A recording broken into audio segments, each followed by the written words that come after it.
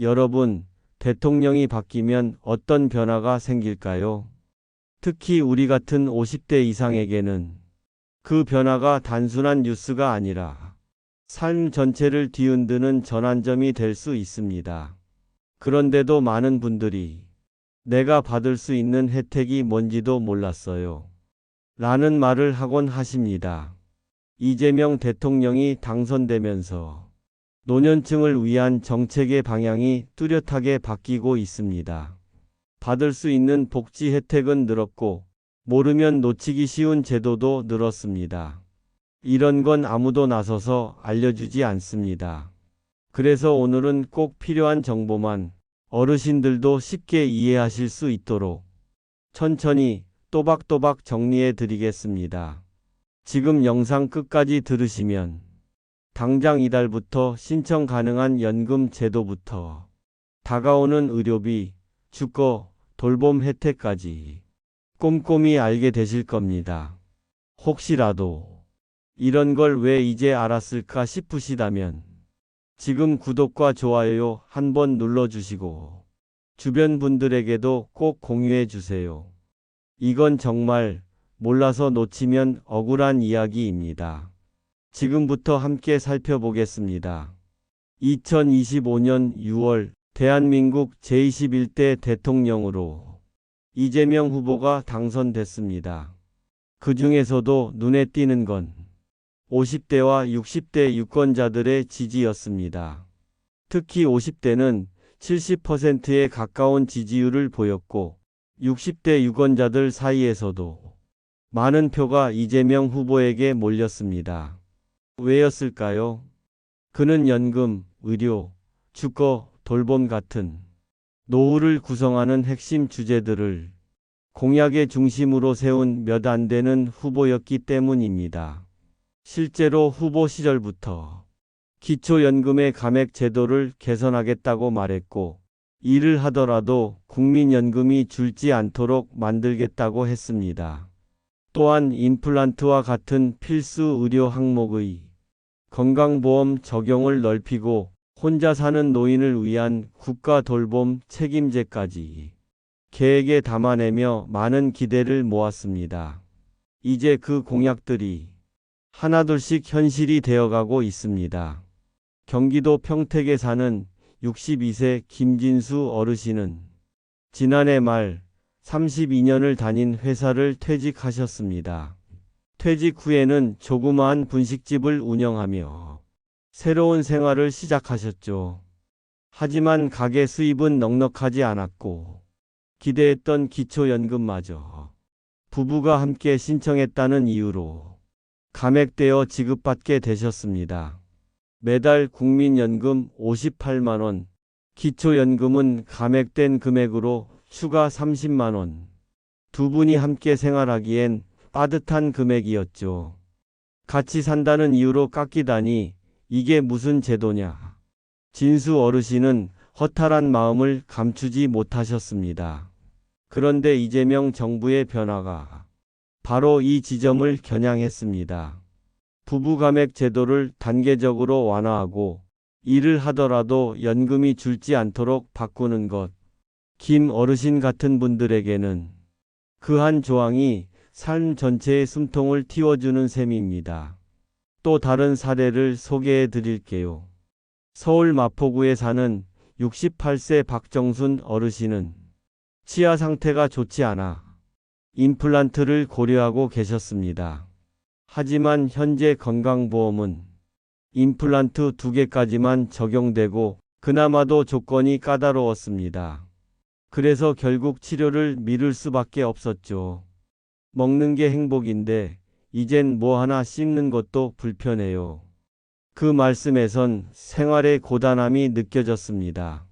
이재명 정부는 이런 어르신들을 위해 건강보험 적용 개수 확대와 연령 기준 완화를 추진 중입니다. 치과 치료는 단순한 미용이 아닙니다. 노후의 삶에서 식사와 건강을 좌우하는 핵심 요소죠. 정순 어르신처럼 지금껏 치료를 미루고 있던 분들께 이 변화는 실질적인 도움이 될 수 있습니다. 이처럼 정책이라는 건 추상적인 문장이 아니라 우리 삶 속의 불편함 하나하나를 직접 해결하는 열쇠가 될 수 있는 것입니다. 국가가 나서서 우리 삶을 도와주는 일, 당연한 것 같지만 사실 그동안은 쉽지 않았습니다. 많은 어르신들이 연금은커녕 기초생활수급이나 지자체 복지조차 어떻게 신청하는지 몰라서 혜택을 놓치고 계셨습니다. 무엇보다 억울했던 건 일을 한다는 이유로 연금이 깎이고 배우자와 함께 산다는 이유로 기초연금이 줄어드는 구조였습니다. 열심히 살아온 대가가 오히려 감점 요인이 되는 상황. 이건 누가 봐도 부당했던 일입니다. 이재명 정부는 이런 문제점을 가장 먼저 짚었습니다. 복지를 도와주는 것이 아니라 돌려주는 권리라고 정의했습니다.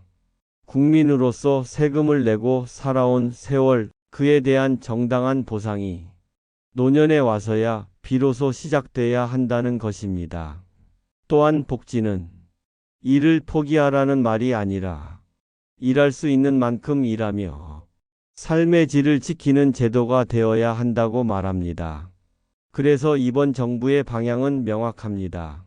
일을 하더라도 연금을 온전히 받고 함께 살아도 감액 없이 기초연금을 받고 병원에 가면 필요한 치료를 경제적 부담 없이 받을 수 있도록 하는 것. 복지는 시혜가 아닙니다. 살아온 시간에 대한 정당한 응답이자 앞으로 살아갈 시간에 대한 국가의 책임 선언입니다. 그렇다면 우리는 지금부터 무엇을 어떻게 해야 할까요? 혜택이 생긴다고 해도 가만히 앉아서 기다리면 절대로 내 것이 되지 않습니다. 생활 속에서 꼭 실천하셔야 할 3가지 방법을 구체적으로 알려드릴게요. 첫째, 주민센터나 국민연금공단에 정기적으로 방문하거나 상담을 신청해 보세요. 생각보다 많은 어르신들이 나는 해당이 안 될 줄 알았다고 말씀하시는데요. 실제로 상담을 받고 나면 본인이 받을 수 있는 혜택이 꽤 많은 경우가 많습니다. 예를 들어 경기도 고양시에 사는 63세 이필순 어르신은 자녀가 있어 기초연금을 못 받을 줄 알았지만 자녀 소득과 별개로 기준이 충족돼 매달 32만 원을 새로 받게 되셨습니다. 이런 일은 흔합니다. 묻지 않으면 아무도 알려주지 않고 신청하지 않으면 아무도 챙겨주지 않습니다. 둘째, 보건복지부, 건강보험공단, 그리고 각 시청군청 홈페이지에 한 달에 한두 번 정도는 꼭 들어가 보세요. 생각보다 다양한 복지 정보와 공지가 게시판에 올라와 있습니다. 특히 고령자 복지, 노인 돌봄, 건강보험 변경사항, 이런 키워드로 올라오는 공고는 실생활에 영향을 주는 정보들입니다. 어렵게 느껴지신다면 가족이나 손주에게 함께 봐달라고 하셔도 좋습니다. 한번 익숙해지면 그 다음부터는 어렵지 않습니다. 셋째, 정보를 혼자만 알지 마시고 가족, 친구, 이웃과 함께 나누세요. 가령 동네 친구분께 이번에 기초연금 감액 제도가 바뀌는 거 알아? 이렇게 한마디 던지는 것만으로도 그분에겐 큰 도움이 될 수 있습니다. 혹시 혼자 사시는 어르신이라면 지역복지센터나 노인복지관에 연락해 보세요. 정기 상담이나 정보 문자, 안내 프로그램 등 의외로 다양한 서비스가 마련돼 있습니다. 우리가 하루 10분만 투자해도 혜택은 몇만 원, 몇십만 원으로 돌아올 수 있습니다. 그 차이가 이번 달 생활비가 될 수도 있고 다음 달 병원비 걱정을 덜어주는 힘이 될 수도 있습니다. 이제부터는 실제로 어떤 혜택들이 우리 생활에 영향을 줄 수 있는지 항목별로 하나씩 짚어보겠습니다. 첫째, 기초연금 부부감액 제도가 완화됩니다. 그동안은 부부가 함께 수급할 경우 한 사람당 받을 수 있는 금액이 줄어들었습니다. 내가 혼자 살았으면 더 받았겠네. 이런 말 많이 들어보셨죠? 이번 정부는 이 제도가 가진 불합리성을 인정하고 부부 가맹률을 단계적으로 낮추기로 했습니다. 궁극적으로는 부부라는 이유로 금액이 깎이지 않도록 만드는 것이 목표입니다. 둘째는 일하는 노인이 아닌 일하는 어른으로 대우받는 제도입니다. 지금까지는 일정 수입만 생겨도 그럼 연금은 깎겠습니다라고 했죠. 그래서 일하지 말까? 스스로 포기하는 분들도 많았습니다. 하지만 앞으로는 달라집니다. 일을 해도 수입이 생겨도 연금은 그대로 유지되는 방향으로 바뀌는 겁니다.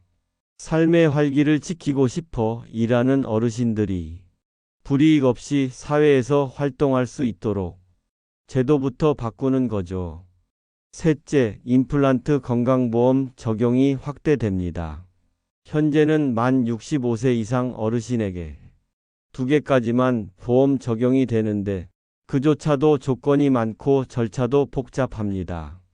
이제는 적용 개수가 늘어나고 연령 기준도 완화될 예정입니다.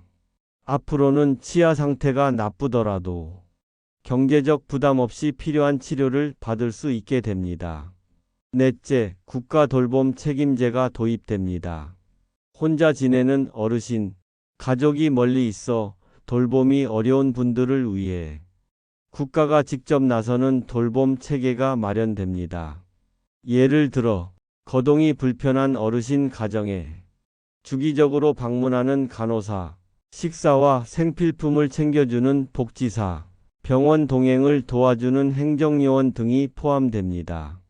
지금도 일부 지역에서 시범적으로 시행 중이고 앞으로 전국으로 확대될 예정입니다.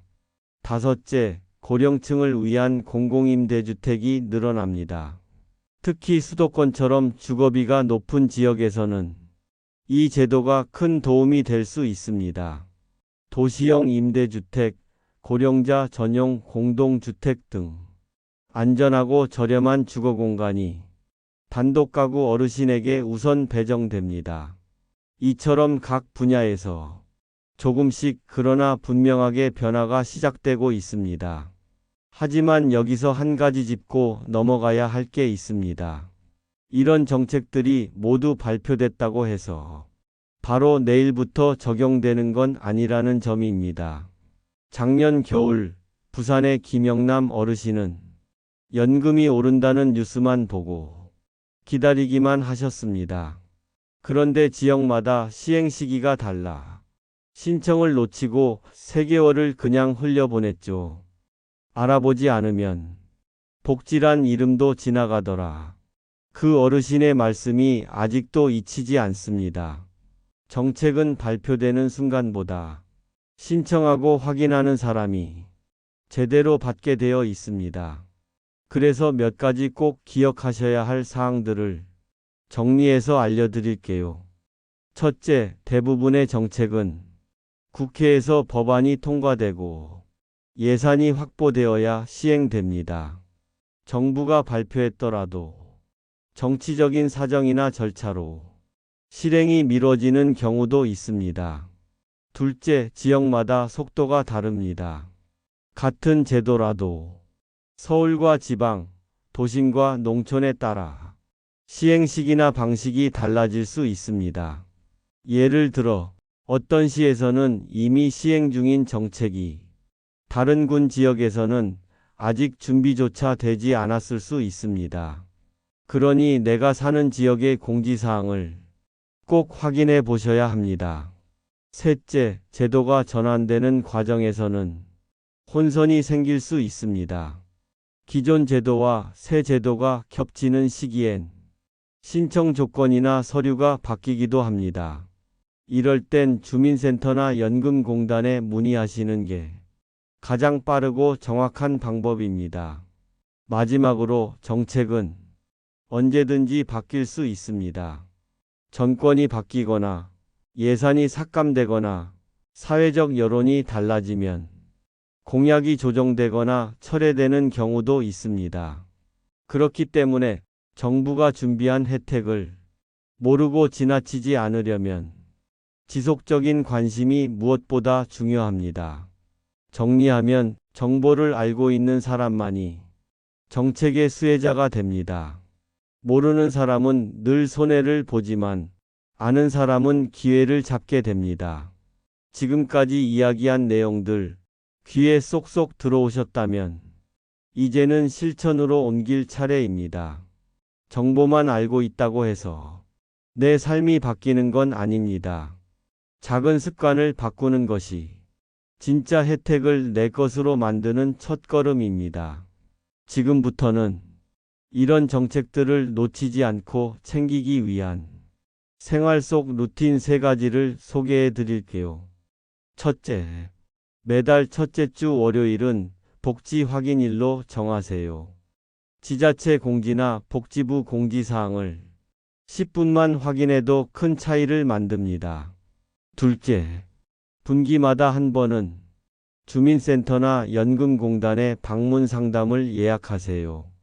자주 바뀌는 기준을 놓치지 않기 위한 습관입니다. 셋째, 정보를 주고받을 복지 친구를 만들어 두세요. 지인, 동네 복지사, 가족 누구든 좋습니다. 나누는 만큼 더 많이 챙기게 됩니다. 이 3가지 루틴만 지켜도 복잡한 정책 사이에서 길을 잃지 않고 꼭 필요한 도움을 제때 받을 수 있습니다. 이제 마무리할 시간입니다. 이재명 정부가 출범하면서 50대 이상 시민들을 위한 복지 정책은 이전보다 더 분명한 방향을 갖게 됐습니다. 연금에서 의료, 돌봄, 주거까지 노년기를 구성하는 핵심 요소들이 하나씩 변화의 바람을 맞고 있습니다. 가장 중요한 건 내가 그 변화의 흐름을 알고 있느냐는 것입니다. 정책은 아는 사람에게만 기회가 됩니다.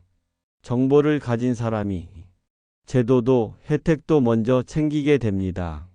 그동안 몰라서 못 받은 혜택이 이제는 미리 알고 챙긴 기회로 바뀌길 바랍니다. 국가가 준비한 제도는 많습니다. 하지만 챙기는 건 결국 나의 몫입니다.